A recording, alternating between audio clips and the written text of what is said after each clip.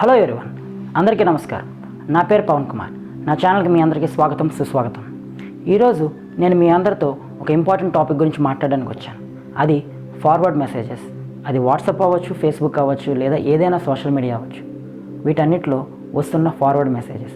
ఆ ఫార్వర్డ్ మెసేజెస్లో కూడా ఈ వీడియోలో నేను బ్లడ్ రిక్వైర్డ్ అంటే రక్తం అవసరం ఉంది లేదా ఏదైనా ఎమర్జెన్సీకి సంబంధించి ఫార్వర్డ్ అయ్యే మెసేజ్ల గురించి నేను మీతో మాట్లాడతాను.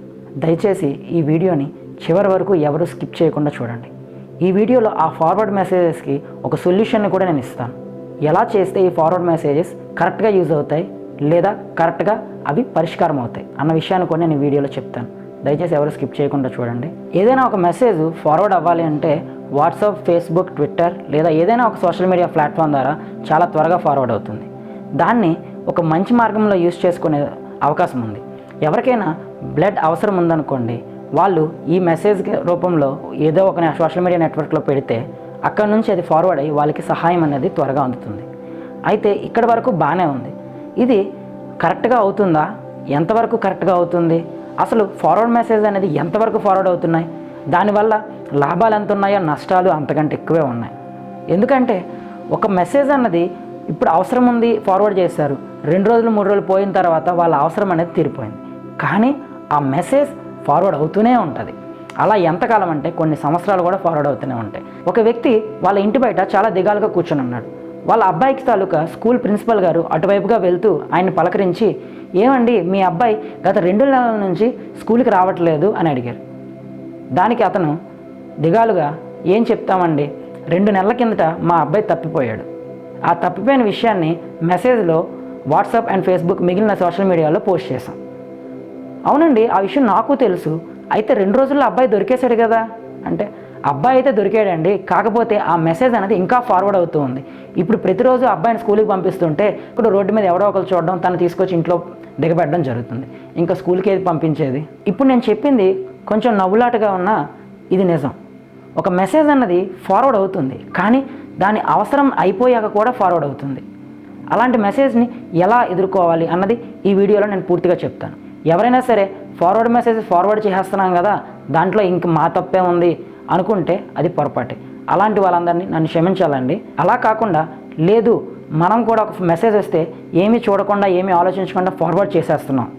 అది ముఖ్యంగా రక్తం అవసరం ఉంది లేదా ఏదైనా అత్యవసరానికి సంబంధించిన మెసేజ్ని ఆలోచించాలి, దానికి ఏదైనా చేయాలి అనుకుంటే ఈ వీడియోని పూర్తి వరకు చూడండి. ఫార్వర్డ్ చేస్తే వాళ్ళకి ఎవరో ఒకరికి సహాయం చేస్తారులే అని చెప్పి, అయితే అది మీరే ఎందుకు కాకూడదు? మీరెందుకు దాని గురించి పూర్తిగా తెలుసుకున్న తర్వాత ఫార్వర్డ్ చేయట్లేదు? ఒక్క నిమిషం దానికోసం వెచ్చిస్తే సరిపోతుంది కదా. ఫార్వర్డ్ చేస్తే హెల్ప్ చేసేసాం అని అనుకుంటే నన్ను అందరూ దయచేసి క్షమించండి, అది చాలా పొరపాటు. మీరు లేనిపోని సమస్యని ఆ వ్యక్తికి సృష్టిస్తున్నారు. టాపిక్లోకి వెళ్ళే ముందు మీరు నా ఛానల్ని మొట్టమొదటిసారి విజిట్ చేస్తున్నట్లయితే కింద రెడ్ కలర్ సబ్స్క్రైబ్ బటన్ ఉంటుంది. దాని పక్కనే బెల్ ఐకాన్ క్లిక్ చేసి ఆల్ని సెలెక్ట్ చేసుకోండి. నేను ఏ వీడియో పెట్టినా సరే మీకు నోటిఫికేషన్ వస్తుంది, మీరు ఏ వీడియోని మిస్ కారు. సరే, టాపిక్లోకి వెళ్ళిపోదాం. ఫార్వర్డ్ మెసేజ్లో ఈ రక్తం అవసరం అని చెప్పి వచ్చే మెసేజ్లకి రెస్పాండ్ అవ్వడం అనేది చాలా రకాలుగా ఉంటుంది. మొదటిది ఏంటంటే, మెసేజ్ వచ్చింది, మనం చూసాం, దానికి ఎటువంటి రెస్పాన్స్ ఇవ్వలేదు, దాన్ని వదిలేసాం.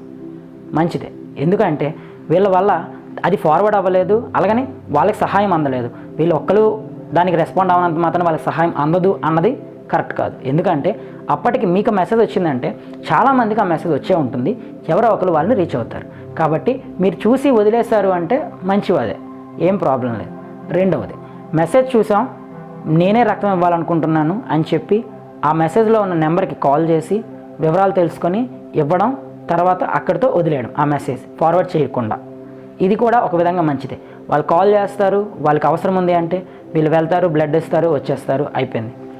ఇంకోటి, ఇలా కాల్ చేసిన తర్వాత ఈ మెసేజ్ ఓకే, నేను ఇప్పుడు బ్లడ్ డొనేట్ చేస్తున్నాను, ఇంకా ఎవరైనా సరే వాళ్ళకి అవసరం ఉండొచ్చు కదా అని చెప్పి ఫార్వర్డ్ చేస్తారు. ఆ ఫార్వర్డ్ చేసేటప్పుడు ఆ మెసేజ్ అనేది ఫార్వర్డ్ అవుతుంది, అంతే. అందరూ మీ అంత బాధ్యతగా వాళ్ళకి ఫోన్ చేస్తారు అని అనుకుంటాం, చూసారా, అక్కడే అసలు పొరపాటు జరుగుతుంది. ఏంటంటే ఈ మెసేజ్ కూడా కంటెంట్ అనేది పూర్తిగా ఉండదు. ఏముంటుంది, పేషెంట్ నేమ్ ఉంటుంది, నెంబర్ ఆఫ్ యూనిట్స్ అంటే ఎన్ని యూనిట్లు కావాలి, అంటే ఒక వ్యక్తి రక్తదానం చేసి దాన్ని ఒక యూనిట్ అంటారు, ఎన్ని యూనిట్లు కావాలి అని ఉంటుంది, కాంటాక్ట్ పర్సన్ ఉంటుంది, హాస్పిటల్ పేరు ఉంటుంది, కొన్నిసార్లు ఊరు పేరు కూడా ఉండదు. కాబట్టి ఇది ఫార్వర్డ్ అయిపోతుంది, అందరూ అలా ఫార్వర్డ్ చేస్తూనే ఉంటారు. కొన్ని రోజుల తర్వాత ఆ మెసేజ్ అన్నది అవసరం లేకుండా పోయిన మెసేజ్గా ఫార్వర్డ్ అవుతూ ఉంటుంది. అప్పటికి వీళ్ళ అవసరం అన్నది తీరిపోయి ఉంటుంది. కానీ ఆ మెసేజ్ అనేది ఫార్వర్డ్ అవుతూ ఉంటుంది. మీలో ఎంతమందికి ఈరోజు ఎన్ని ఫార్వర్డ్ మెసేజ్లు రాలేదు, మీరు ఎన్ని ఫార్వర్డ్ చేయలేదు? అంతెందుకు, ఒక మెసేజ్ చెప్తాను, ఆ మెసేజ్ అనేది మీలో ఎంతమందికి వచ్చిందో చెప్పండి.